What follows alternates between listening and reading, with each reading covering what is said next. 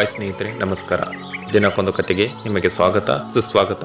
ಸ್ನೇಹಿತರೆ, ಇವತ್ತಿನ ಕತೆ ಬಂದ್ಬಿಟ್ಟು ರಾಜನಿಗಾದ ಜ್ಞಾನೋದಯ ಅಂತ. ಒಮ್ಮೆ ಯವನ ರಾಜ್ಯದ ರಾಜನೊಬ್ಬ ತನ್ನ ರಾಜ್ಯದಲ್ಲಿದ್ದ ಪ್ರಸಿದ್ಧ ದಾರ್ಶನಿಕರೊಬ್ಬರನ್ನು ಭೇಟಿ ಮಾಡಿ ಆಶ್ರಮಕ್ಕೆ ತೆರಳಿ ಅವರ ಆಶೀರ್ವಾದ ಪಡೆದ. ಅತಿಥಿ ಸತ್ಕಾರದ ನಂತರ ಇಬ್ಬರು ರಾಜ್ಯದ ಆಗುಹೋಗುಗಳ ಬಗ್ಗೆ ಕುರಿತು ಚರ್ಚಿಸುತ್ತಿರುವಾಗ ರಾಜನು, ಮಹನೀಯರೇ, ಸ್ವರ್ಗ ನರಕಗಳ ಬಗ್ಗೆ ಎಲ್ಲರೂ ಮಾತನಾಡಿಕೊಳ್ಳುತ್ತಾರೆ, ಅವುಗಳಿರುವುದು ನಿಜವೇ ಎಂದು ಪ್ರಶ್ನಿಸ್ತಾನೆ.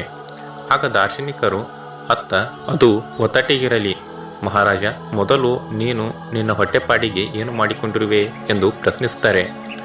ಅವರ ದಿಢೀರ ಪ್ರಶ್ನೆಯಿಂದ ಆಶ್ಚರ್ಯಚಕಿತನಾದ ಮಹಾರಾಜ, ಇದೇನು ಪೂಜಾರೆ, ನಾನೊಬ್ಬ ರಾಜನಿದ್ದೇನೆ, ಈ ರಾಜ್ಯವೆಲ್ಲ ನನ್ನದೇ, ನಾನೇಕೆ ಸಾಮಾನ್ಯರಂತೆ ಹೊಟ್ಟೆಪಾಡಿಗಾಗಿ ದುಡಿಯಬೇಕು ಎಂದು ಗಹಗಹಿಸಿ ನಗ್ತಾನೆ. ಆಗ ದಾರ್ಶನಿಕರು, ಅಯ್ಯ ಭಟ್ಕಳ, ಯಾರು ನಿನ್ನನ್ನು ರಾಜನನ್ನಾಗಿ ಮಾಡಿದ್ದು? ಯಾವ ದೃಷ್ಟಿಯಲ್ಲೂ ನೀನು ಮಹಾರಾಜನಂತೆ ಕಾಣುತ್ತಿಲ್ಲ. ನಿನ್ನ ಹೊಟ್ಟೆಪಾಡಿಗೆ ದುಡಿಯಲಾರದ ನೀನು ಸಾಮಾನ್ಯ ಪ್ರಜೆಯನ್ನು ಹೇಗೆ ಸಲಹುವೆ ಎಂದು ಕೆಣಕುತ್ತಾರೆ.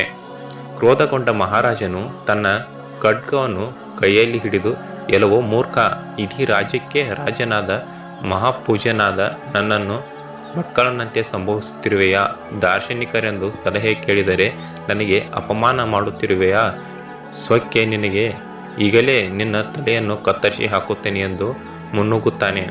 ಕೂಡಲೇ ಎಚ್ಚೆತ್ತುಕೊಂಡ ದಾರ್ಶನಿಕರು, ಕ್ಷಮಿಸಿ ಮಹಾರಾಜ, ನೀವು ನರಕದ ಇರುವಿಕೆಯ ಬಗ್ಗೆ ಪ್ರಶ್ನಿಸಿದ್ದೀರಿ, ಅದಕ್ಕಾಗಿ ಹೀಗೆ ವರ್ತಿಸಬೇಕಾಯಿತು.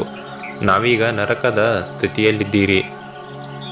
ಯಾವಾಗ ವ್ಯಕ್ತಿ ತನ್ನ ನಿಯಂತ್ರಣವನ್ನು ಮೀರಿ ಅಹಂಕಾರದಿಂದ ವರ್ತಿಸುತ್ತಾನೋ ಅದೇ ಅವನ ನರಕ ಸ್ಥಿತಿ ಎಂದು ವಿವರಿಸುತ್ತಾರೆ.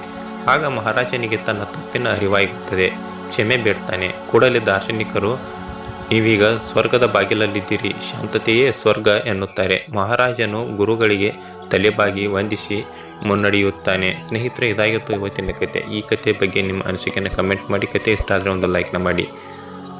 ಮತ್ತೆ ಮುಂದಿನ ಕಥೆಯಲ್ಲಿ ಸಿಗೋಣ. ಧನ್ಯವಾದಗಳು.